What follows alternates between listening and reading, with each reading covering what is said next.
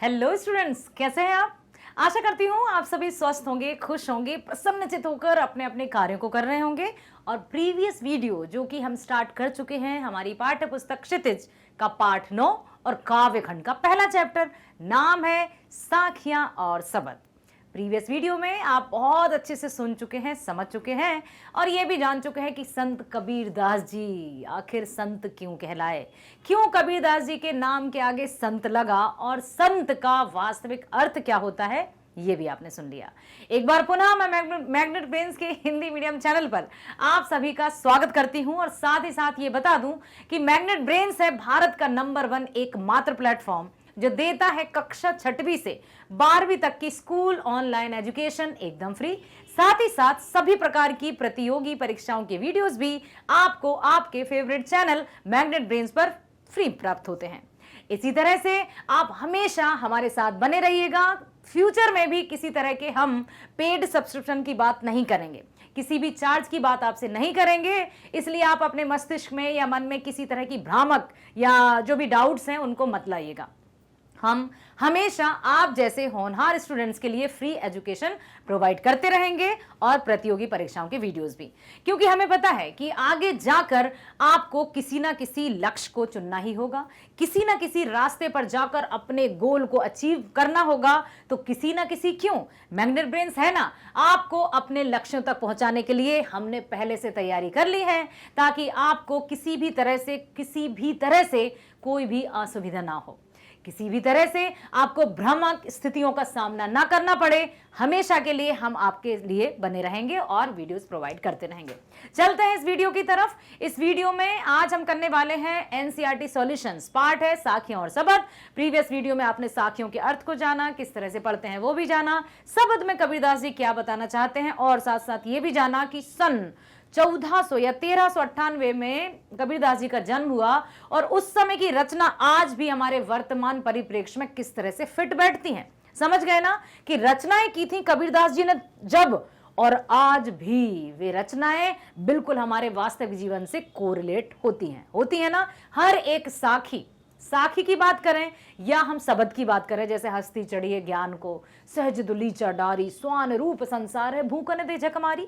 जब कोई सफलता की ओर जाता है तो कई लोग उसकी टांग खींचते हैं। ये आप अभी विद्यार्थी है ना, समझ में नहीं आएगा, अभी आपको टीचर की डांट ही बहुत बड़ी लगती है, लेकिन जब आप आगे जाएंगे, अपने पैरों पर खड़े होने के लिए समाज में अपने आप का अस्तित्व निर्माण करेंगे, तब आपको अपने टीचर्स की वो डांट याद आएगी और बहुत अच्छी लगेगी काश, या फिर ये सोचेंगे कि बहुत अच्छा रहा जो हमारे टीचर्स ने हमें डांटा, इससे आज हम इतने अच्छे मुकाम पर हैं। बात करते हैं कि इस वीडियो में एनसीईआरटी सॉल्यूशंस हम करेंगे। जो आपकी पाठ्यपुस्तक के पीछे प्रश्न दिए हैं उन सभी का आराम से, बहुत अच्छे से, विस्तृत रूप में वर्णन करेंगे। साथ ही साथ हर एक प्रश्न को भी सुनेंगे, समझेंगे, क्योंकि जब तक प्रश्न समझ में नहीं आएगा उत्तर हमारे समझ में आ ही नहीं सकता। और रोट लर्निंग को तो साइड में रखना है, रटंतु विद्या हमें नहीं चाहिए, हमें चाहिए यहां पर समझने वाली विद्या, ताकि जब कभी भी, जैसे रटने की प्रक्रिया और समझने की प्रक्रिया में बहुत अंतर है। जिस भी चीज को या जिस भी उत्तर को हमने रटा कि इसके बाद ये है कि noun is the name of person place और थिंग, यदि हम भूल गए, नाउन इस भूल गए, तो हम सारी डेफिनेशन गायब हो जाती है। ठीक उसी तरह से जब कोई भी उत्तर हम एज इट इज लिखने की कोशिश करेंगे और उसको बार बार पढ़ते रहेंगे और एक भी शब्द यदि स्किप हुआ, तब समझ लेंगे हम कि वो तो उत्तर ही पूरा गायब हो गया। समझ में आया? चलिए चलते हैं हम पहले प्रश्न पर और जानते हैं मानसरोवर से कवि का क्या आशय है, अर्थात मानसरोवर के माध्यम से कबीरदास जी ने क्या कहने का प्रयास किया है। मानसरोवर से कवि का आशय है कि जीव की आत्मा भी मानसरोवर रूपी प्रभु भक्ति में लीन होकर मुक्ति का आनंद उठा रहे हैं और इस भक्ति रूपी मानसरोवर के सुख को छोड़कर वे कहीं नहीं जाना चाहते। मानसरोवर में मोती चुगते हैं हंस रहते हैं ना, उसी तरह से ये जो मनुष्य जीवन है वो भावनाओं के सागर में इस कदर लीन हो जाता है कि वो कहीं जाना ही नहीं चाहता। उसको लगता है यही सत्य है, यही मेरा सब कुछ है और मुझे तो यहीं रहना है। चलते हैं दूसरे प्रश्न की ओर। प्रश्न है, कवि ने सच्चे प्रेमी की क्या कसौटी बताई है, अर्थात सच्चा प्रेमी किसे कहेंगे, बताइए। प्रेम का अर्थ समझते हैं। चलो मैं आपको यहां पर प्रेम का अर्थ बता देती हूं। प्रेम का अर्थ का यूं कहूं कि उसको अनर्थ में परिवर्तित कर दिया है, या फिर ऐसे कहूं कि प्रेम है सच्चाई, प्रेम है पवित्रता, प्रेम है परमात्मा, और प्रेम है निस्वार्थ भाव। इसके विपरीत यदि प्रेम सिर्फ आकर्षण हो, सिर्फ कुछ पलों का, कुछ समय का उसके प्रति हमारा मोह हो, तो वो प्रेम नहीं है, वो सिर्फ और सिर्फ मोह या आकर्षण है। प्रेम तो निश्चल होता है, निष्कपट होता है, निस्वार्थ रहता है। ठीक है, तो कवि ने सच्चे प्रेमी की कसौटी क्या बताई है?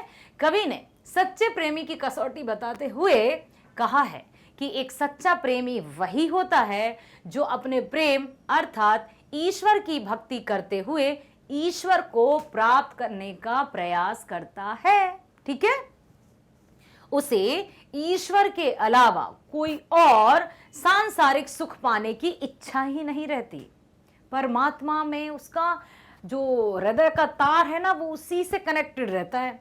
वह लोभ, मोह, माया सब कुछ भूल जाता है। अर्थात जिसमें प्रेम की भावना होती है उसके मन में मोह, लोभ, लालच जैसी भावना नहीं होती है। चाहे वो प्रेम व्यक्ति से हो, चाहे वो प्रेम किसी भी जीव जंतु से हो, लेकिन उसमें किसी भी प्रकार का लोभ, मोह, माया नहीं होती है। जहां हमारे मन में लोभ या मोह आया तो वो प्रेम है ही नहीं। उसके लिए सांसारिक आकर्षण तथा बंधन ईश्वर की प्राप्ति में बाधक नहीं बन सकते। अगला प्रश्न है, तीसरे दोहे में कवि ने किस प्रकार के ज्ञान को महत्व दिया है? देखिए, लिखा है तीसरे दोहे में कवि कहते हैं कि ज्ञान पाना बहुत कठिन होता है, क्योंकि अक्सर लोग सही ज्ञान को पहचान ही नहीं पाते। वह ज्ञान को सहजता से सुलभ हो जाते, हमें उसी प्रकार के ज्ञान की साधना करनी चाहिए। अर्थात हस्ती चढ़िए ज्ञान को सहज दुलीचा डारी, स्वान रूप संसार है भूखन दे झकमारी। अगला है, इस संसार में सच्चा संत कौन कहलाता है? संत की परिभाषा समझ गए ना आप? प्रीवियस वीडियो आपने देखा ना, कबीर दास जी के नाम के आगे संत क्यों लगाया जाता है, ये भी आप समझ गए। और साथ ही साथ संत का अर्थ साधु संत, या दाढ़ी रखकर, या गेरुआ वस्त्र धारण करके, या कमंडल हाथ में रख के, या रुद्राक्ष की मालाएं पहनकर, या जंगल में एकाग्रचित होकर तपस्वी जैसा वेश बनाने से ही संत नहीं होते हैं। संत तो हर एक वो व्यक्ति हो सकता है जिसके मन में सच्चाई हो, पवित्रता हो, परोपकार की भावना हो और सबके प्रति संभाव हो, परमात्मा से कनेक्टेड हो। ठीक है, इस संसार में सच्चा व्यक्ति वही कहलाता है, अर्थात सच्चा संत वही कहलाता है जो मोह माया, अपने पराये, लोभ की भावना से क्या हो, दूर हो। सेकंड, नेक्स्ट हम देख सकते हैं कि सांसारिक मोहमाया एवं दिखावे की भक्ति से दूर रहकर भी प्रभु की सच्ची भक्ति करता रहता है। मतलब ये नहीं कि जब अच्छा, एक और बात मैं यहाँ पर बात बताना चाहूंगी। जैसे मान लीजिए मंदिर में जाते हैं हम, कहीं भी पवित्र स्थल पर जाएं, मंदिर हो या मस्जिद हो, कुछ भी, वहाँ गुप्तदान पेटी रखी रहती है। तो अब जिसको वास्तविक रूप में दान करना होता है वो दिखाकर नहीं करते कि मैं क्या देखो मैं इतना दान कर रहा हूँ, आराम से रखा और दान कर दिया। लेकिन कुछ ऐसे व्यक्तियों को भी देखने में आया है, मैं इसलिए आपके साथ साझा कर रही हूँ, कि यदि वो आराम से पर्स को निकालेंगे और उसमें से बड़ा सा नोट, 2000 ऐसे नोट, फिर वो आराम से निकालेंगे, उस नोट फोल्डेड है तो उसको इकहरा भी करेंगे और फिर उसमें डालेंगे, दिखाएंगे कि देखो मैं 2000 का दान कर रहा हूँ। तो मत दिखाइए ना। यदि इस तरह का दान कर ही रहे हैं तो वो मन में तो आप अलग प्रकार की भावना रखें, दिखावे की प्रवृत्ति है तो वो दान होगा ही नहीं। ठीक है, और फिर आप कहेंगे अरे मैंने मंदिर में इतने का चढ़ावा चढ़ाया, मैंने इतना दान धर्म किया, या मैं वहां गया, काबा गया, काशी गया, हर जगह गया, और परमात्मा तो मेरी सुनता ही नहीं है। ये सारी बातें आडंबर रूपी होती हैं। तो सांसारिक मोहमाया एवं दिखावे की प्रवृत्ति से दूर रहकर प्रभु की सच्ची ही भक्ति करना है। संत वही है। सुख दुख, लाभ हानि, ऊंच नीच, अच्छा बुरा आदि को समान रूप से अपनाना है। पक्षपात से दूर, उसे किसी पक्ष विशेष की चिंता नहीं होती, बल्कि वह निष्पक्ष होकर अपने भक्ति में तल्लीन रहता है, पूरी तरह से लीन रहता है। ठीक है, नेक्स्ट क्वेश्चन है, अंतिम दो दोहों के माध्यम से कबीर दास जी ने किस तरह की संकीर्णताओं की ओर संकेत किया है? संकीर्णताओं मतलब निम्न सोच, छोटी सोच, कहते हैं ना तुच्छ सोच, किस तरह से? तो कबीर जी ने बताया है कि काबा, अंतिम दोहा, काबा फिर कासी भया रायम भया रहीम, मोट चून मैदा भया बैठ कबीर अजीम। ये है एक, और एक ये है, ऊंचे कुल का जन्मिया जे करनी ऊंच न होई, सुब्रन कलश सुरा भरा साधु निंदा सोई। तो इन दोनों दोहों के माध्यम से क्या बताने का प्रयास किया है कि मुसलमान काबा को अपना पवित्र तीर्थ स्थान मानते हैं, हिंदू काशी को अपना पवित्र स्थान मानते हैं, और वहां अपने आराध्य का वास मानते हुए राम रहीम में अंतर कर देते हैं, भेद करते हैं कि ये राम है, ये रहीम है, ये तुम्हारा भगवान है, ये हमारा भगवान है। ये नहीं हो सकता। परम पिता कहते हैं नाम उसको, तो हम सब उसकी संतान है। ठीक है, जैसे पेरेंट्स जो रहते हैं उनके 2 बच्चे हों या 3 बच्चे हों या 5 बच्चे हों, ठीक है, वो हर एक के लिए अपना प्रेम, अपना लाड़, अपना स्नेह उसी तरह से जताएंगे। ऐसा नहीं है कि किसी के लिए बहुत सारा प्रेम और किसी से नफरत। अब कोई बच्चा कहे, ये छोटे बच्चे की बात नहीं करें, बड़े होकर कहे कि पापा मेरे हैं और कोई कहे मम्मी मेरी हैं, तो ऐसा हो सकता है क्या? पापा मम्मी दोनों सबके हैं, क्योंकि उन्होंने जन्म दिया है, वे जन्मदाता हैं हमारे। तो इस तरह से परम पिता, वो तो सबका पिता है ना, तो फिर हम उसमें भेद क्यों करते हैं कि ये राम मेरा है, रहीम मेरा है, काबा मेरा है, काशी मेरा है। इस तरह की भावनाएं मन में नहीं आनी चाहिए। अब है कि अपने आराध्य को मानते हुए राम रहीम में अंतर करते हैं, जबकि यह मनुष्य का किया गया विभाजन है, वहां से कुछ भी अलग नहीं है। कोई व्यक्ति ऊंचे कुल में जन्म लेने से ही महान नहीं बनता, अच्छे कर्म ही उसे महान बनाते हैं। ऊंचे कुल का जन्म या जे करनी ऊंच न हुई, सुब्रन कलश सुरा भरा साधु निंदा सोई। व्यक्ति की धारणा यह है कि ऊंची जाति या कुल में पैदा होने से वह व्यक्ति महान बन जाता है। वास्तव में व्यक्ति अपने कर्मों से ही महान बनता है, ना कि किसी ऊंचे कुल में जन्म लेने से। ठीक है, प्रश्न है अगला, किसी भी व्यक्ति की पहचान उसके कुल से होती है या कर्म से? बताइए। ऑफ कोर्स, किससे होती है? कर्मों से, गुण से, आचरण से, व्यवहार से, व्यक्तित्व से। कुछ लोगों का मानना है कि कोई मनुष्य ऊंचे कुल में पैदा होने मात्र से ही महान व्यक्ति बन जाता है। यह महान व्यक्ति नहीं बन पाता, बल्कि अच्छी पहचान बनाने के लिए मनुष्य को अच्छे कर्म भी करने चाहिए। प्रत्येक मनुष्य की पहचान उसके अच्छे कर्मों द्वारा ही होती है। ऊंचे कुल में जन्म लेकर भी यदि व्यक्ति अच्छे कर्म नहीं करता तो वह सम्मानीय नहीं बन पाता, क्योंकि सम्मान पैसे से नहीं खरीदा जाता। हम ये नहीं कह सकते, लो मैं इतनी धन दौलत दे रहा हूं, मुझे सम्मान दे दो, बताओ कहाँ है सम्मान, मैं लेकर पेटी में रख के ले जाऊं। नहीं होता। खुशी, ठीक है, कुछ ऐसी अमूल्य भावनाएं हैं जो धन दौलत या कितनी भी धन दौलत, कुबेर का खजाना ही क्यों ना दे दो, तब भी हम वो प्राप्त नहीं कर सकते। जैसे संतोष, तभी तो संतुष्टि को, सेटिस्फैक्शन को सबसे बड़ा धन कहा है, क्योंकि वो है तो किसी भी प्रकार की चिंता या आपाधापी में हम लगेंगे ही नहीं। इसके विपरीत छोटे या निम्न कुल में जन्मे व्यक्ति यदि अच्छे कर्म करता है तो वह भी सम्मानीय बन जाता है। तो व्यक्ति की पहचान उसके गुणों से होती है। समझ गए?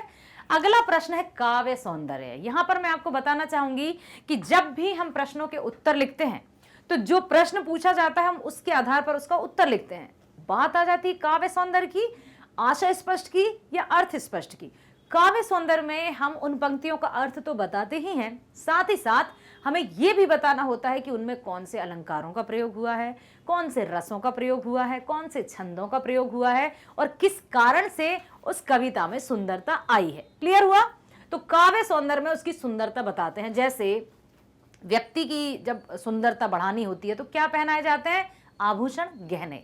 तो अलंकार जो होते हैं काव्यों की शोभा बढ़ाते हैं, जैसे आभूषण व्यक्ति की शोभा। ठीक है, लिखा है हस्ती चढ़िए ज्ञान को, सहज दुली चढ़ारी, स्वान रूप संसार है भूखंदे जकमारी।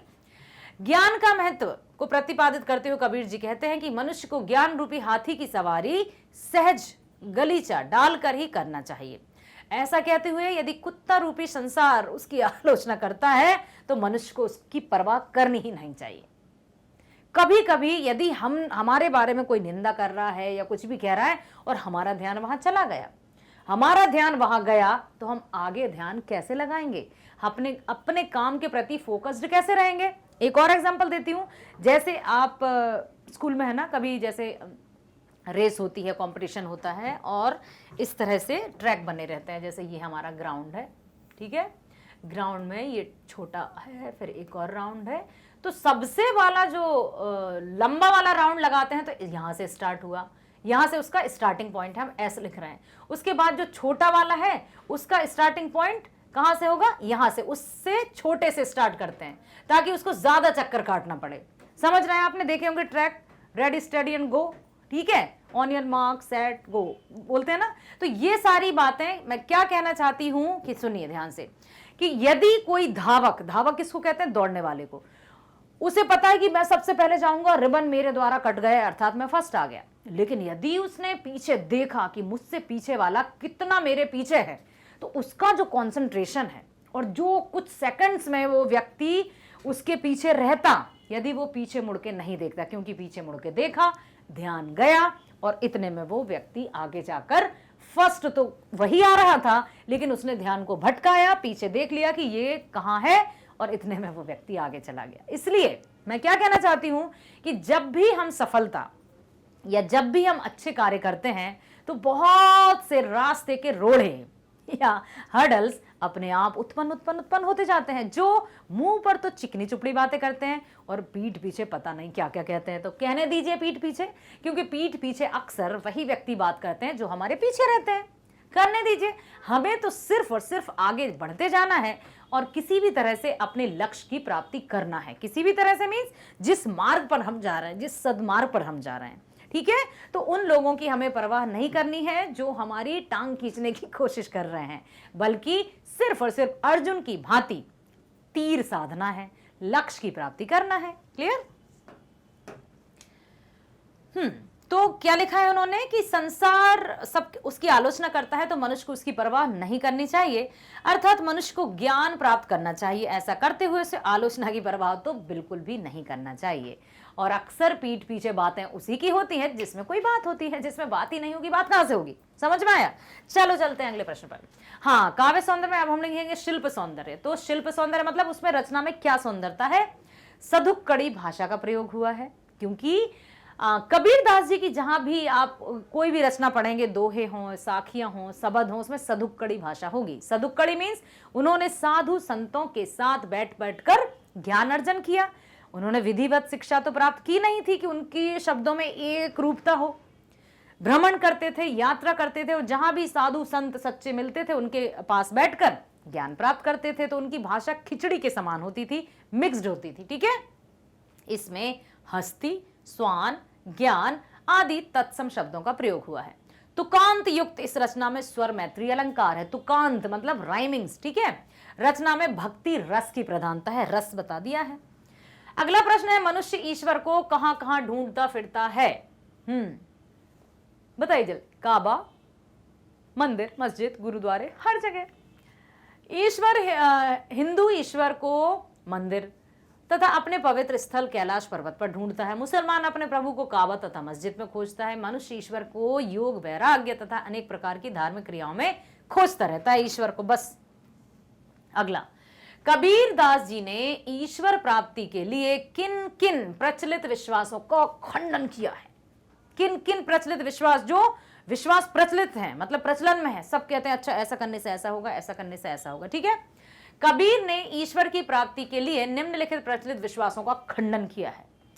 मनुष्य मंदिर, मस्जिद में पूजा अर्चना करके, नमाज पढ़कर, प्रार्थना करके ईश्वर को प्राप्त करना चाहता है, किंतु इससे ईश्वर की प्राप्ति नहीं होती। कब तक? जब तक हमारे मन में द्वेष, नफरत या छल कपट की भावना है। अन्यथा हम ये भी नहीं कहते कि मंदिर में कुछ नहीं है। जहां जिसकी भावना, जाकी रही भावना जैसी, प्रभु मूरत देखी तिन तैसी।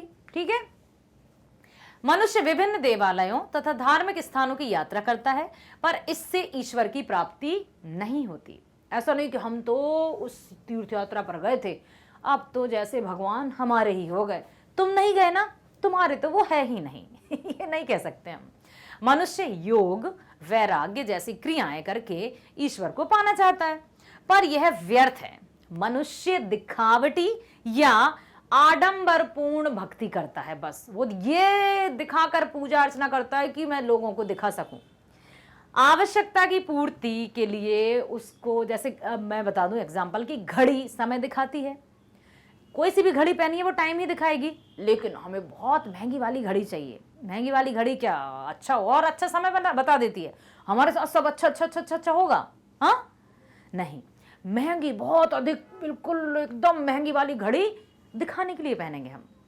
और फेस्टिवल्स त्योहारों की बात करें हम, तो हम मार्केट से बहुत अच्छी अच्छी चीज़ें लाएंगे, या फिर हमने देख लिया कि हमारे पड़ोसी ने तो ये लेकर आया, अब तो इससे अच्छी हम ही लेकर आएंगे। ये दिखावे की भावना है, दिखावटीपन है। दिखावटीपन या होड़ पर जो चला है वो तो समझिए धीरे धीरे नीचे की ओर गिरा है। ठीक, अगला प्रश्न है, कबीर ने ईश्वर को सब श्वासों की श्वास में क्यों कहा है? इस पंक्ति के ना मैं देवल ना मैं मस्जिद ना काबे कैलाश में, खोजी हो तो तुरत ही मिलहो पल भर की तलाश में, कहे कबीर सुनो भाई साधु सब श्वासों की श्वास में। अर्थात हमें परमात्मा को, ऊपर वाले को अन्यत्र कहीं भी ढूंढने की आवश्यकता नहीं है। पवित्रता के साथ स्मरण करेंगे, मन को पवित्र और स्वच्छ रखेंगे तो परमात्मा यही है। इस संसार में सभी प्राणियों की रचना ईश्वर द्वारा की गई है। आत्मा के रूप में उसी ईश्वर का अंश प्रत्येक व्यक्ति में निहित है, तभी तो कण कण में परमात्मा है, हर एक प्राणी में परमात्मा है। क्योंकि आत्मा, जो भी प्राणी है उनमें आत्मा है, और आत्मा है तो परमात्मा है, क्योंकि हम सब उसकी संतान है। प्रत्येक जीव के जीवित रहने का कारण भी वही है। यस, बहुत अच्छी बात कही है कि हम जीवित हैं तो उसका कारण है वही। समझ में आया कि हम जब जीवित हैं, जब तक भी जीवित हैं, तो वही एकमात्र उसका कारण है कि हम जीवित हैं। जो हमारी सांसें चल रही हैं वो वही है। जिस दिन उसने हमारा साथ छोड़ दिया उस दिन हमारी सांसें या सांसों की डोरी टूट जाएगी। इसीलिए कवि ने ईश्वर को सब श्वासों की श्वास में कहा है। और एक और बात मैं बताना चाहूं कि परमात्मा आत्मा में निवास करता है, और हम इस बात से ये नहीं कह सकते कि नहीं ऐसा नहीं होता। जो पूजा अर्चना करते हैं, या जो बड़े बड़े यज्ञ हवन करवाते हैं, या जो बड़े बड़े तीर्थ स्थलों पर घूम कर आ गए, बस उन्हीं का परमात्मा है। हम तो कहीं जा ही नहीं पाए, तो हमारे साथ परमात्मा कैसे रह सकता है? हीरा, हीरा है सदा के लिए, ठीक है। डायमंड की हम बात करें तो मान लीजिए एक डायमंड का टुकड़ा है बहुत बड़ा सा। अब आप सोच रहे हैं ये क्या बना रही मैडम, अच्छा बात ही कर लेते हैं कि जो भी हीरा है, अब उस हीरे की कीमत तो आपको पता है ना, हीरा डायमंड बहुत कीमती है, अमूल्य है। तो उसमें उस हीरे की कीमत, यदि उसके टुकड़े या कुछ भी मशीनों से तराश कर उसके बहुत सारे इतना बड़ा हीरा था, उसको तोड़ ताड़ कर बहुत सारे जेवर या कुछ भी बना दिए, तो क्या उन छोटे छोटे टुकड़ों की कीमत कम हो जाएगी? आंसर दीजिए, बताइए। या फिर जिस तरह का मूल्य या जिस तरह का भाव उस हीरे का था, सेम उसी का भाव या उसी तरह का मूल्य उन छोटे छोटे टुकड़ों का भी होगा? होगा ना। अब मैं बस यही कहना चाहती थी, वो परमात्मा है, हम उसकी संतान है। तो वो परमात्मा है, हम उसकी संतान है, तो हम अपने आप को ये कैसे मान लेते हैं कि हम जो चाहें वो करें? वो हमारे साथ है, वो हमारे साथ हमेशा है, हर श्वासों की श्वास में। तभी तो कहा है उन्होंने कि इस संसार में सभी प्राणियों की रचना ईश्वर द्वारा की गई है, सभी प्राणियों की। तो उसकी कही गई बातों को, उसके कहे गए मार्ग को हम कैसे भूल जाते हैं? आत्मा के रूप में उसी ईश्वर का अंश प्रत्येक व्यक्ति में निहित है। प्रत्येक जीव के जीवित रहने का कारण सिर्फ और सिर्फ परमात्मा है। इसलिए कवि ने ईश्वर को सब श्वासों की श्वास में कहा है। ठीक है, अगला प्रश्न है, कबीरदास जी ने ज्ञान के आगमन की तुलना सामान्य हवा से ना करके आंधी से क्यों की? आंधी है ना, की थी ना, मोह बलिंडर टूटा कुबदी का भांडा फूटा। तो कबीरदास जी ने ज्ञान की तुलना हवा से कर सकते थे ना, लेकिन उन्होंने आंधी से की। हवा सामान्यतः कुछ भी परिवर्तन नहीं करती, लेकिन जब आंधी आ जाती है तो सब कुछ परिवर्तित हो जाता है एकदम। इसी प्रकार से जब ज्ञान रूपी आंधी आई तो हमारे मन में छल कपट द्वेष नफरत घृणा जो जैसी भी भावना थी वो उड़ गई, वहां से क्लीन हो गया, एकदम साफ स्वच्छता। कबीरदास जी ने ज्ञान के आगमन की तुलना सामान्य हवा से ना करके आंधी से इसलिए की क्योंकि सामान्य हवा धीरे धीरे चलकर आसपास की उपस्थित वस्तुओं को प्रभावित नहीं कर पाती। मान लीजिए कचरा पड़ा है या कुछ भी हो, जब आंधी आती तो पता नहीं चलता बवंडर किस तरह से बन जाता है और सब साफ। तो मन की जो मैल था वो भी स्वच्छ हो जाता है, ठीक है। जबकि आंधी तेज गति से चलकर वस्तुओं की स्थिति में परिवर्तन ला देती है। जिस प्रकार इस आंधी के माध्यम से छोटी छोटी वस्तुएं जैसे कूड़ा करकट पत्तियां घास फूस उड़कर कहीं ना कहीं दूर चली जाती है ना, उसी प्रकार से ज्ञान की आंधी आने से मनुष्य के मन पर पड़ा हुआ अज्ञान का पर्दा भी उड़कर कहीं दूर चला जाता है। मोह माया स्वार्थ आदि जैसी बुराइयां भी उड़कर कहीं दूर चली जाती हैं। शरीर से कपट रूपी कूड़ा करकट उड़ जाता है। उसका मन सांसारिक बंधनों से मुक्त होकर प्रभु की भक्ति में लीन हो जाता है। इसलिए कबीरदास जी ने ज्ञान की तुलना आंधी से की है, ना कि सामान्य हवा से। क्लियर।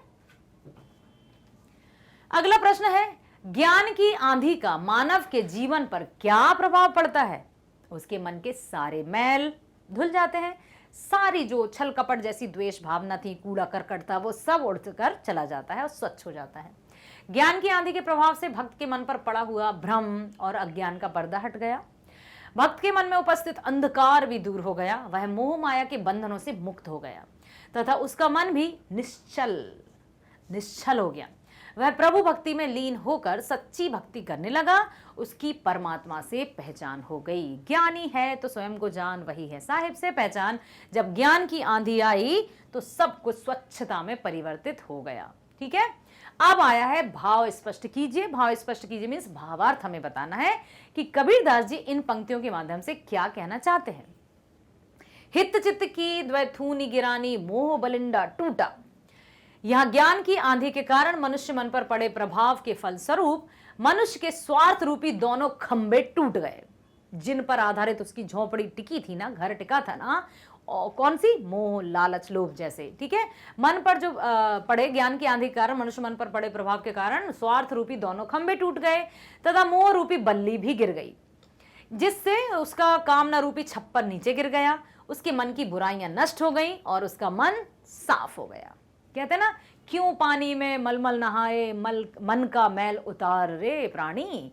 ना तो साबुन से ही स्वच्छता आती है, ना ही बड़े बड़े जो प्रसाधन हैं, कॉस्मेटिक्स हैं, उनसे ही आप एकदम स्वच्छ हो सकते हैं। वो बाहरी रूप से तो आपको दिखाने में कर सकता है कि हाँ बहुत अच्छे दिख रहे हैं आप, आज तो बड़े मतलब चमक रहे हैं आप, लेकिन मन का जो मैल है वो भावनाओं से जाता है। मन में पवित्रता है तो मन में मैल होगा ही नहीं। ठीक है। देखते हैं इसी का दूसरा। आंधी पीछे जो जल बूटा, प्रेम हरे जन भीना। ज्ञान की आंधी के बाद मन प्रभु की भक्ति में रम जाता है। जब ज्ञान की आंधी आती है, जब सच्चा ज्ञान प्राप्त होता है, तब अपने आप ही हमारा मन ईश्वर भक्ति में लीन हो जाता है। प्रभु भक्ति रूपी ज्ञान की वर्षा के कारण मन प्रेम रूपी जल से भीग जाता है और वह आनंदित हो उठता है। अर्थात ज्ञान की प्राप्ति के बाद उसका मन अर्थात मनुष्य का मन शुद्ध हो जाता है, पवित्र हो जाता है। किसी प्रकार का मोह लालच ये बंधनों से वो मुक्त हो जाता है, उसमें जकड़ा हुआ नहीं रहता। क्लियर।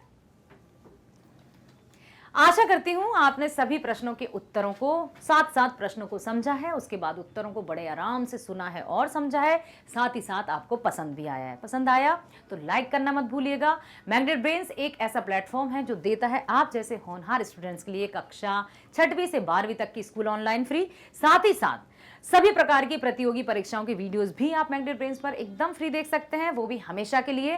किसी भी तरह के चार्ज की बात हम नहीं कर रहे हैं और ना ही इन फ्यूचर करेंगे। हमेशा आप फ्री एजुकेशन प्राप्त करते रहेंगे।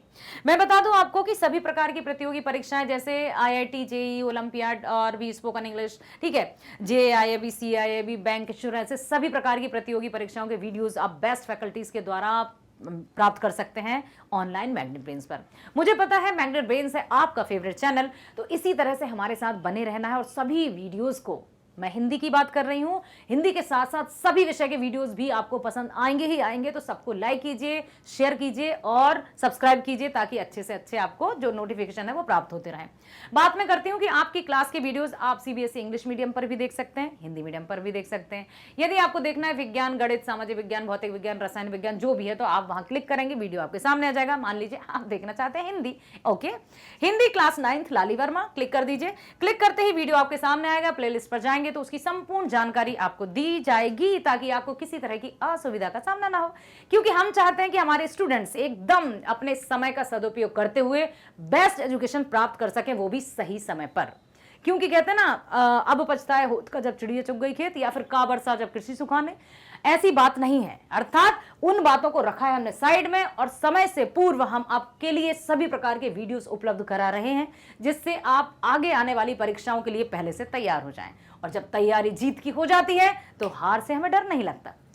चलिए कि आप किस तरह से प्लेलिस्ट पर जाएंगे। जैसे आपको देखना है एनसीईआरटी या सीबीएसई पाठ्यक्रम, तो बिल्कुल मिलेगा वहां पर। पाठ का क्रम अनुसार सार देखना चाहते हैं, एनसीईआरटी सॉल्यूशंस देखना चाहते हैं, बहुविकल्पीय प्रश्न देखना चाहते हैं, या फिर आपको देखना है वन शॉट रिवीजन या कंप्लीट चैप्टर रिवीजन, सब कुछ मिलेगा। जस्ट आप क्लिक कर दीजिए। क्लिक किया तो आपके सामने वीडियो आ जाएगा, और जब वीडियो आप देखेंगे, और जैसे अभी आपने वीडियो देखा ना, पसंद आया है तो लाइक कीजिए, सब्सक्राइब कीजिए ताकि आगे आने वाले वीडियोस की जानकारी और नोटिफिकेशन आपको प्राप्त होता रहे। साथ ही साथ जो कम्युनिटी पोस्ट है उस पर भी अपडेटेड रहिए ताकि आगे आने वाले वीडियोस की जानकारी आपको मिल जाए।